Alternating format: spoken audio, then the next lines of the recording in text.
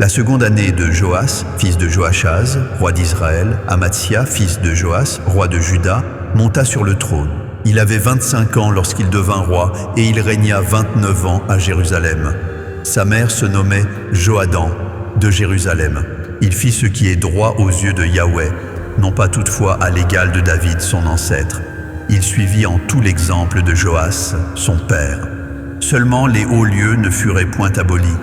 Le peuple continuait d'y offrir des sacrifices et des parfums. Lorsque sa royauté fut solidement affermie, il fit exécuter les serviteurs qui avaient assassiné le roi, son père.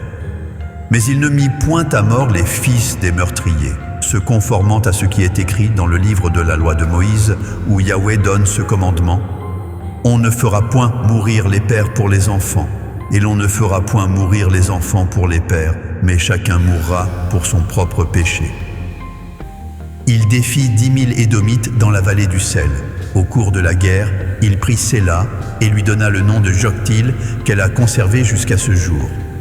Alors Amatsia envoya des messagers à Joas, fils de Joachaz, fils de Jéhu, roi d'Israël, pour lui dire: « Viens, que nous nous affrontions. » Et Joas, roi d'Israël, fit répondre à Amatsia, roi de Juda.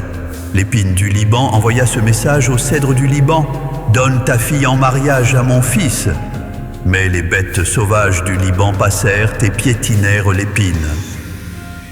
Tu as vaincu les Édomites et ton cœur s'est enorgueilli. Jouis de ta gloire, mais demeure chez toi. Pourquoi t'engagerais-tu dans une funeste entreprise qui causerait ta ruine et celle de Juda? Mais Amatsia n'écouta point. Joas, roi d'Israël, monta donc, et ils s'affrontèrent, lui et Amatsia, roi de Juda, à Beth-Shemesh en Juda. Juda fut défait par Israël et chacun s'enfuit dans sa tente. Joas, roi d'Israël, captura à Beth-Shemesh Amatsia, roi de Juda, fils de Joas, fils d'Achazia. Il se rendit à Jérusalem et fit une brèche de 400 coudées dans la muraille, depuis la porte d'Éphraïm jusqu'à la porte de l'angle. Il s'empara de tout l'or, de tout l'argent et de tous les vases qui se trouvaient dans la maison de Yahweh et dans les trésors du palais royal.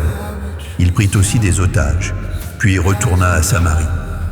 Le reste des actions de Joas, ce qu'il a accompli, ses exploits, ainsi que la guerre qu'il mena contre Amatsia, roi de Juda, n'est-ce pas consigné dans le livre des chroniques des rois d'Israël? Joas s'endormit avec ses pères et fut enseveli à Samarie auprès des rois d'Israël. Jéroboam, son fils, lui succéda sur le trône. Amatsia, fils de Joas, roi de Juda, vécut 15 ans après la mort de Joas, fils de Joachaz, roi d'Israël. Le reste des actions d'Amatsia n'est-ce pas consigné dans le livre des chroniques des rois de Juda? On trama une conspiration contre lui à Jérusalem, et il s'enfuit à Lachis, mais on le poursuivit jusqu'à Lachis, où on lui ôta la vie.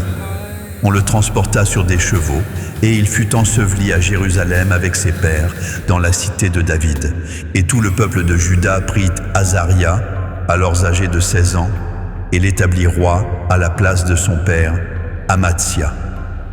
Azaria rebâtit Élat, et la fit rentrer sous la domination de Juda, après que le roi se fut endormi avec ses pères.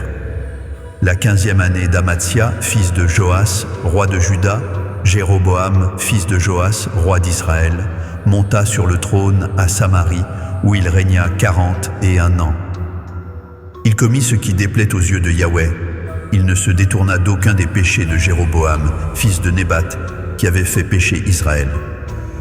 Il rétablit les frontières d'Israël depuis l'entrée de Hamath jusqu'à la mer de la Plaine, conformément à la parole que Yahweh, le Dieu d'Israël, avait prononcée par son serviteur Jonas, le prophète, fils d'Amittai, de Gath-Hépher. Car Yahweh vit que l'affliction d'Israël était à son comble et que tous, esclaves comme hommes libres, étaient à bout, sans que personne ne vînt au secours d'Israël. Or, Yahweh n'avait point décrété d'effacer le nom d'Israël de dessous les cieux, et il les délivra par la main de Jéroboam, fils de Joas. Le reste des actions de Jéroboam, tout ce qu'il a accompli, ses exploits guerriers, et comment il fit rentrer sous la domination d'Israël Damas et Hamath, qui avaient appartenu à Juda, N'est-ce pas consigné dans le livre des chroniques des rois d'Israël? Jéroboam s'endormit avec ses pères, avec les rois d'Israël. Zacharie, son fils, lui succéda sur le trône.